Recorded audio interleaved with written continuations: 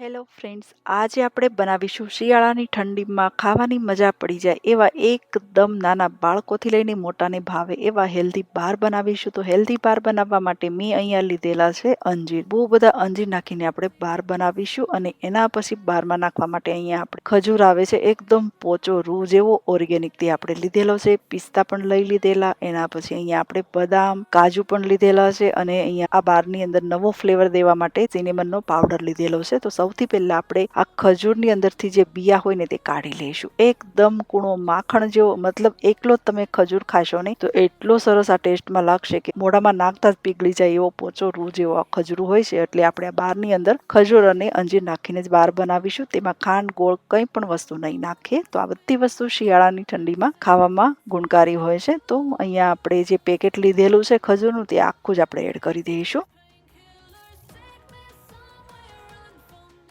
તો ખજૂરની અંદરથી બિયા કાઢીને આપણે આવી રીતના ખજૂરને સાફ કરી લીધેલો અને આ ખજૂરને જો નાના નાના ટુકડામાં તમારે કટ કરવો હોય ને તો પણ તમે કરી શકો, પણ હું આવી રીતના આખો જ ખજૂર રાખીશ કેમ કે ગરમ ઘીમાં ખજૂર અને અંજીર જશે ને તો પણ સોફ્ટ થઈ જશે. હવે આપણે અંજીરના પણ આવી રીતના બે ભાગ કરી લઈશું. અંજીરને તમારે એકદમ ઝીણા ઝીણા ટુકડામાં કટ કરવો હોય તો પણ તમે કરી શકો. તો હું આવી રીતના અંજીરના બે ભાગ કરી લઈશ, એકના બે ભાગ કરી લઈશ.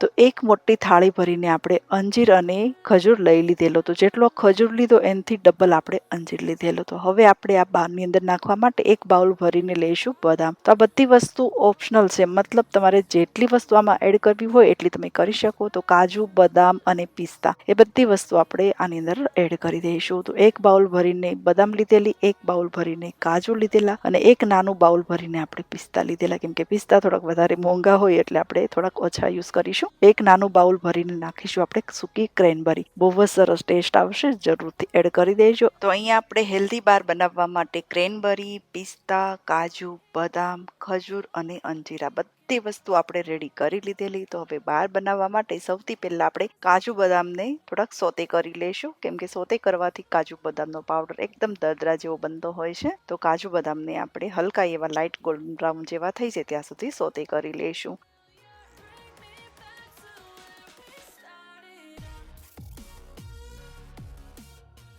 તો અહીંયા આપણે કાજુ બદામને સોતે કરી લીધેલા. હવે કાજુ બદામને ઠંડા કરવા મૂકી દઈશું, પછી જ તેમનો પાવડર બનાવી લઈશું.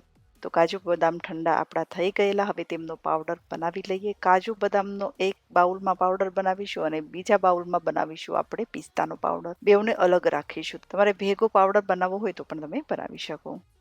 તો આવી રીતના બે કન્ટેનરમાં કાજુ બદામ અને પિસ્તા લઈ લીધેલા. હવે બેઉને ક્રશ કરીને રેડી કરી લઈશું.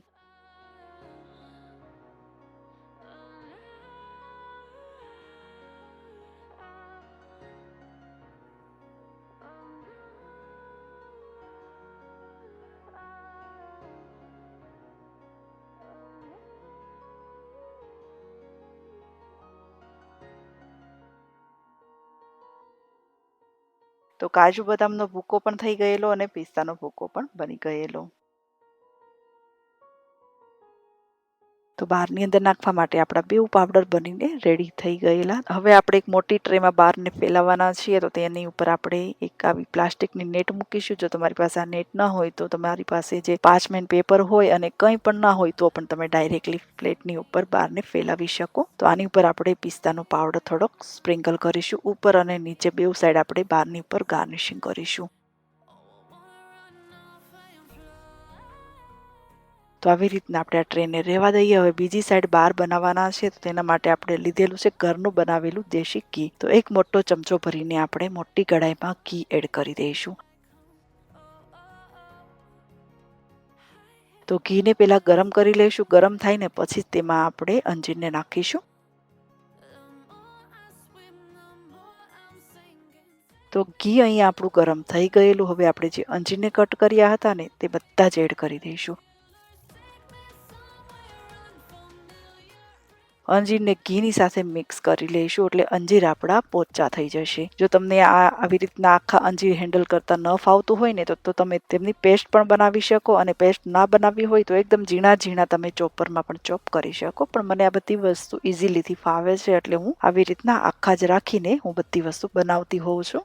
તો અહીંયા આપણા અંજીર થોડાક સોફ્ટ થઈ જાય ને એટલે હવે આપણે એડ કરી દઈશું તેમાં ખજૂર અને ક્રેનબરી પણ આપણે એડ કરી દઈશું. સરસ રીતે ત્રણેય વસ્તુને આપણે મિક્સ કરી લઈશું અને મિક્સ કર્યા પછી આ બધી વસ્તુ સોફ્ટ થઈ જાય ને તેને મેશરથી આપણે મેશ કરી લઈશું. તો રિયલી આ બાર ખાવાની એટલી મજા આવશે ને. આ બાર પણ મળતા હોય છે આ જ ફ્લેવરની સાથે અને મેં એક વખત આ બાર ઘરે બનાવ્યા હતા અને અમે કંઈક પણ એવા સ્ટોરમાં ગયા હતા તો જે બાર મેં બહારથી ખાધા હતા અને ઘરના ખાધા બેવનો ટેસ્ટ રિયલ બેવ સરખો જ હતો. બંનેનો ટેસ્ટ પરફેક્ટ હતો અને તેમાં સિનેમન પણ નાખેલું હતું અને ક્રેનબરી પણ નાખેલી હતી તો બહુ જ સરસ લાગતા હતા ખાવામાં. બાર 1 ચમચી જેટલો સિનેમનનો પાવડર જરૂરથી નાખજો, બહુ જ સરસ ફ્લેવર આવશે. એના પછી એડ કરી દઈશું આપણે પિસ્તાનો પાવડર, કાજુ બદામનો પાવડર પણ એડ કરી દઈશું. હવે સરસ રીતે આપણે બધી વસ્તુને મિક્સ કરી લઈશું. તો આનાથી તમારે બાર ન બનાવવા હોય તો નાની નાની સાઈઝના લાડવા પણ બનાવી શકો. બરફી જેવી રીતના બનાવી એવી રીતના પણ તમે થાળીમાં ફેલાવી શકો.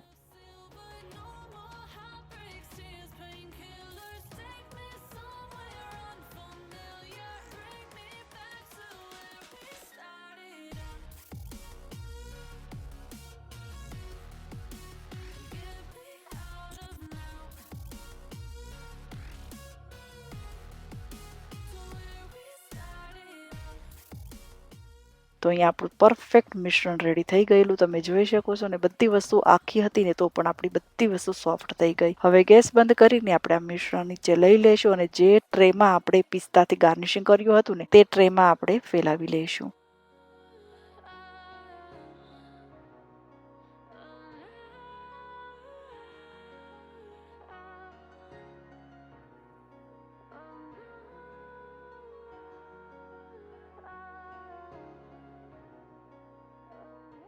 તો આવી રીતના બધું મિશ્રણ ફેલાવીને હવે ઉપરથી આપણે પિસ્તાથી ગાર્નિશિંગ કરી લઈશું. તો ઉપર અને નીચે બેઉ સાઈડ આપણે પિસ્તાથી ગાર્નિશિંગ કરીશું ને તો જ્યારે બહારને કટ કરીશું ને તો મસ્ત ઉપર અને નીચે પિસ્તાનો લેયર દેખાશે.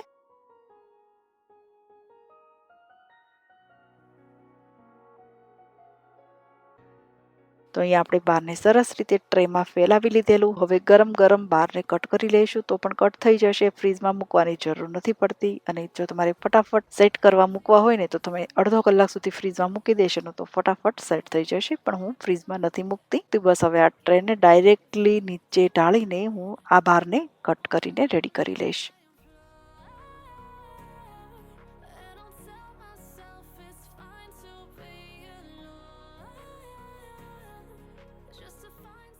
તો અહીંયા આપણી પરફેક્ટ સીટ બની ગઈ તમે જોઈ શકો છો. તો આવી રીતના સીટ બનાવીને હવે આપણે બારના શેપમાં આ બારને કટ કરી લઈશું. તો શિયાળાની ઠંડીમાં બધી વસ્તુ ગુણકારી હોય ખજૂર, અંજીર, તો તમે આ બધી વસ્તુ શિયાળામાં આરામથી ખાઈ શકશો અને ખાવામાં હેલ્ધી તો છે જ. તો આવી રીતના તમે બહુ બધા બાર બનાવીને કમસે કમ આ બાર 1 થી 2 મહિના સુધી સારા રહેશે. બિલકુલ ખરાબ નહીં થાય. તો જરૂરથી બનાવજો. અને નવા ફ્લેવરની સાથે આપણે હેલ્ધી બાર બનાવ્યા હતા. તો આવી રીતના આપણે બારના શેપમાં આ બારને કટ કરી લઈશું અને એક કાચના ડબ્બામાં ભરીને અડધા બાર રાખીશું અને અડધા આપણે ફ્રીજમાં મૂકી દઈશું. તો લાંબા સમય સુધી સારા રહેશે અને ખાવામાં હેલ્ધી પણ છે.